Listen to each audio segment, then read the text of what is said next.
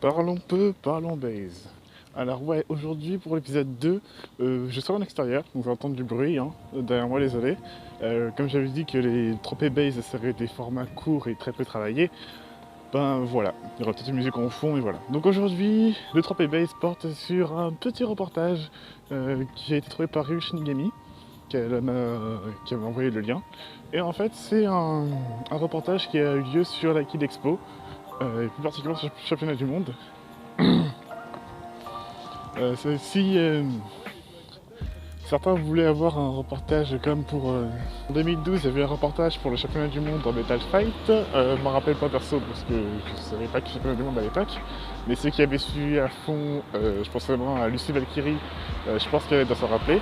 Elle passait sur TF1 et je sais pas s'il était aussi peu long ou si peu travaillé, enfin peu travaillé. Bah en fait, c'est le reportage d'aujourd'hui passé sur France 3, Paris-Île-de-France. Et la vidéo dure 2 minutes. Voilà, c'est juste un petit truc histoire de dire voilà, c'est dans le journal régional, c'est vraiment rien d'extraordinaire. En fait, je vous en parlais parce que, comment vous dire, quand j'ai regardé ce reportage une première fois, j'ai un peu vrillé pour plein de trucs. J'ai expliqué à la fin, mais après l'avoir regardé une deuxième fois, puis une troisième fois, et ainsi de suite, j'ai vu qu'il y a une petite chose à dire, en bon comme en bien. Enfin, en bon comme en mauvais, désolé. Donc, nous allons commencer maintenant. Une file d'attente interminable, des enfants impatients et des parents avec un certain sens du sacrifice. Alors ouais, la meuf quand elle dit qu'il y a une queue interminable, c'était vraiment interminable.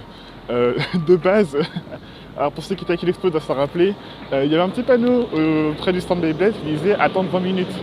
La queue faisait le tour du stand, elle était immense. Donc il y en a qui ont attendu 4 heures pour avoir accédé à la zone libre. Moi j'ai de la chance, j'ai été qu'au début directement, mais la queue était vraiment trop longue, il y avait trop de monde. On fait la queue depuis là-bas et on a attendu 1h30, ouais. Ça va, très fatigant, mais ça vaut le coup parce qu'ils sont vraiment heureux. C'est comme s'ils venaient voir une star pour de vrai. Ici, la star n'est pas de chair et d'os. Alors là je vais chipoter, mais les gars sont peut-être venus pour le championnat du monde, mais accessoirement il y avait des stars entre guillemets. Accessoirement Light Storm qui présentait et qui animait le championnat du monde. Puis ça je dis rien. Dans cet univers parallèle, ce qui déplace les foules, c'est un morceau de plastique, un tout petit jouet. Ça c'est le genre de remarque qui a tendance à faire énerver un fan de Beyblade, ce qui est plutôt logique. Moi quand on me dit machin plastique, je vois les machins, des petits jouets tout pourris à McDo là. Après moi ce qui m'a vraiment fatigué c'est quand il dit univers parallèle. Je vais en reparler après, vous allez comprendre. Et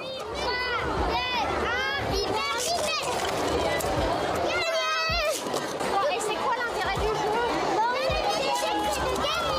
Non, c'est de s'amuser. Dans cette arène, la toupie est une affaire sérieuse. Il faut venir. Faut venir. Achève-le. Chaos explosif. Et les parents médusés assistent au spectacle. C'est l'hystérie collective.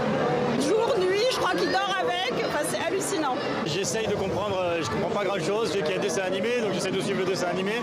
Et puis là c'est un peu compliqué parce que c'est des toupies qui se montent, qui se démontent, qui se transforment.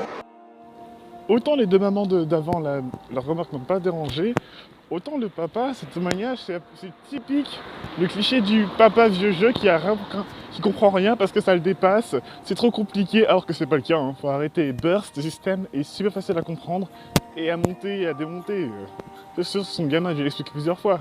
Surtout qu'il y a des parents à l'heure actuelle qui s'y mettent à Beyblade et c'est facile à faire. J'ai combattu contre un adulte au championnat du monde.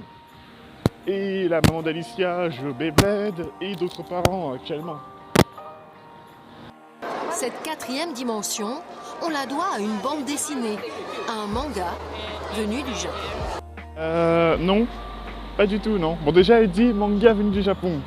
Je chipote, je sais qu'il existe des mangas venus de Chine ou même de France, mais généralement, manga c'est japonais. Et non, le succès de Beyblade n'est pas dû au manga, carrément pas, non, parce que le manga est très peu connu en France. Les gosses n'ont même pas quitté Hiro Morita avant le championnat du monde. Et les toupies ont du succès grâce à l'animé. Si on aurait parlé de l'anime à la rigueur à la place des mangas, ça aurait été plus logique. Sachant que Beyblade à la base, c'est un animé adapté d'un manga, adapté à lui-même des jouets. Donc le manga il est pour rien. Et encore. Je suis très heureux et surpris que ça ait autant de succès en France. Ouh là par contre j'ai pas du tout apprécié. Je m'explique. Là ils sont en train de montrer ce gentil monsieur japonais comme étant un japonais rigolo. C'est le présentateur du Korokoro, accessoirement. Ça rejoint une histoire, j'allais dire fun fact, mais non, pas du tout, en fait, c'est super triste. Du fait qu'il y avait les Master Bladers et les présentateurs du Korokoro et d'autres équipes techniques de Takara qui étaient championnats du monde. Le truc, c'est que le mec du Korokoro, personne n'a reconnu. Lucie, si tu écoutes ces vidéos, tu dois t'en rappeler, quand on était dans le public, que le mec du Korokoro avait cette tenue Korokoro, donc tenue full bleu, lunettes, casquette, ainsi qu'un Korokoro qui fait un dictionnaire à la main, qui était devant nous et les gosses et qui personne n'a reconnu. Ou Sofiane, si tu m'écoutes cette vidéo, Muraki, un des deux Master Bladers, qui apparaît dans l'anime aussi d'ailleurs, comme le Master Blader apparaît dans l'anime, qui m'a présenté d'ailleurs, parce qu'il était pas loin de moi, et que quand j'ai fait une photo avec lui, il y avait personne autour de lui, parce que personne l'a reconnu. Après ça c'est normal, parce qu'ils sont pas connus en France, des gosses, ce sont accessoirement les, entre guillemets, créateurs de Toupee Burst, mais bon, c'est un peu triste.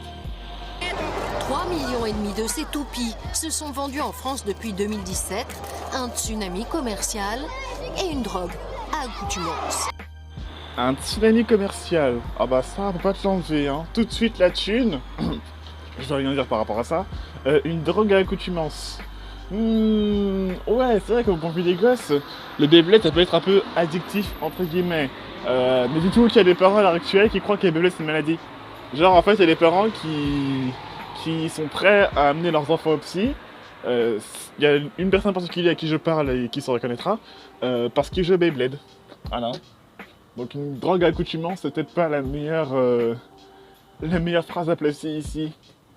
Et puis je vois pas en quoi être fan de quelque chose, encore moins de Beyblade, ça fait mal à personne, c'est mauvais. T'as l'impression qu'elle en parle comme si c'était la fin du monde. Ah mon dieu, mon gosse joue au toupie, qu'est-ce que je vais faire? Ah là là. Et maintenant, les toupies ont même leur championnat du monde, orchestré par le fabricant. Ce grand show à l'américaine était très attendu des petits spectateurs. Alors voilà, là on y est là, sur la journaliste qui s'est pas du tout informée.